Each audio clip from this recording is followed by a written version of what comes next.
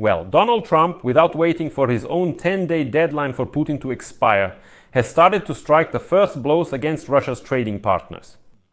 In particular, today, the President of the United States of America, Donald Trump, announced the introduction of 25% tariffs on goods imported from India. But this is just the beginning. According to Trump, starting from August 1st, India will also face additional punitive measures if it does not manage to give up Russian oil and, unexpectedly, Russian weapons. In addition to this, United States Treasury Secretary Scott Bessent stated that China will indeed face 100% tariffs since Beijing has decided not to give up Russian oil. Moreover, there are already rumors that the tariffs may also affect Turkey, which also buys Russian oil. And then suddenly, some completely unexpected news appears. The president of Kazakhstan turned to the president of Turkey with a request to help export oil, bypassing Russia. And Erdogan is ready to increase purchases of Kazakh oil instead of Russian oil. But in Russia, they stubbornly keep insisting that they have some kind of immunity to sanctions.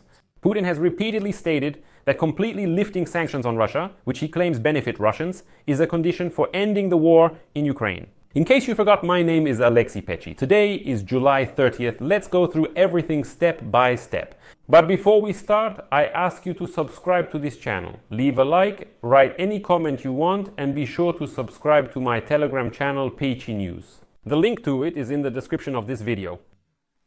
So, the President of the United States started taking action even before his own 10-day deadline for dictator Putin was up, during which Putin was supposed to at least start negotiations to end the war in Ukraine. Trump is increasing pressure on India, casting doubt on the prospects of a deal with a key United States trading partner, just a few days before his tariff was set to expire.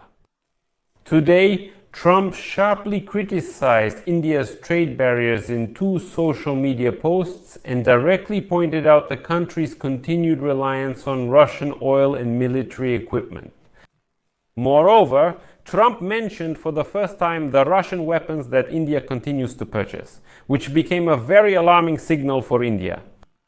Trump intensified his threat to impose a 25% tariff on all Indian imports and threatened additional penalties in response to India's purchase of Russian energy resources.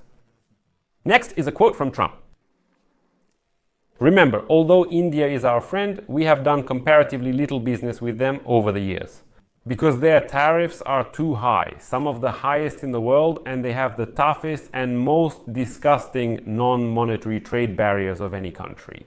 In addition, they have always bought the overwhelming majority of their military equipment from Russia and are the largest buyer of energy resources from Russia, along with China. While everyone wants Russia to stop the killing in Ukraine, all of this is not good. End of quote. There you go. Trump's tariff increases followed a series of agreements with major United States trading partners that set an approximate baseline there of 15 to 20%. And they included a number of promises to expand market access for American products and commitments on foreign investment.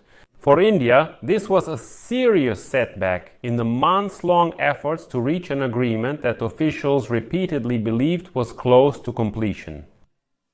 High-ranking trade representatives have been shuttling between Washington and New Delhi for several months in search of a final agreement. However, the recent trade agreement with Japan and the European Union has emboldened Trump.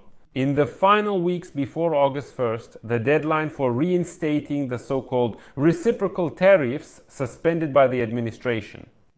Moreover, Donald Trump's approach is partly linked to a strategy that is becoming increasingly apparent to foreign trade officials involved in the late-stage negotiations.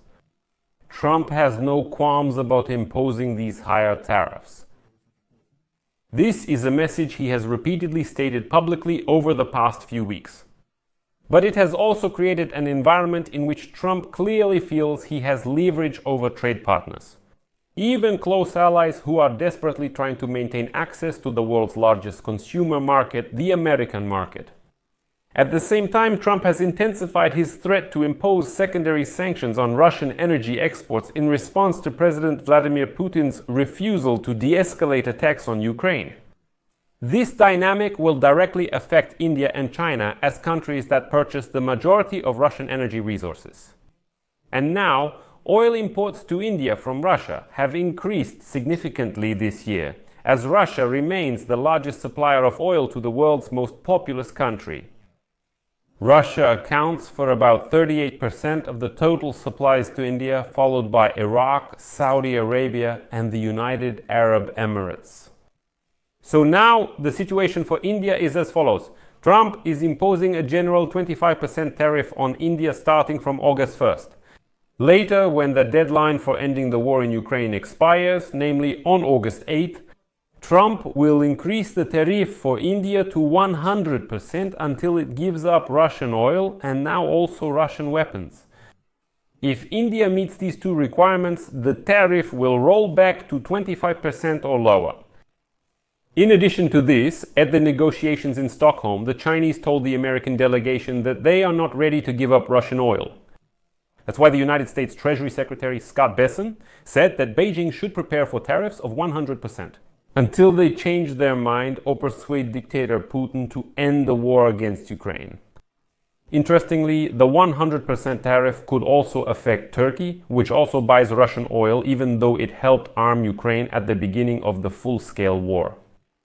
And then suddenly, the president of Kazakhstan turns to Erdogan with an interesting proposal. The talks between Kazakhstan's President Kassym-Jomart Tokayev and Turkish leader Recep Tayyip Erdogan on Tuesday were about increasing the export of Kazakh oil through the Baku-Tbilisi-Ceyhan pipeline. In other words, Tokayev is asking Erdogan to help Kazakhstan organize oil exports completely bypassing Russia. Kazakhstan has already increased oil exports through the Baku-Tbilisi-Ceyhan pipeline by 13% in the first half of this year.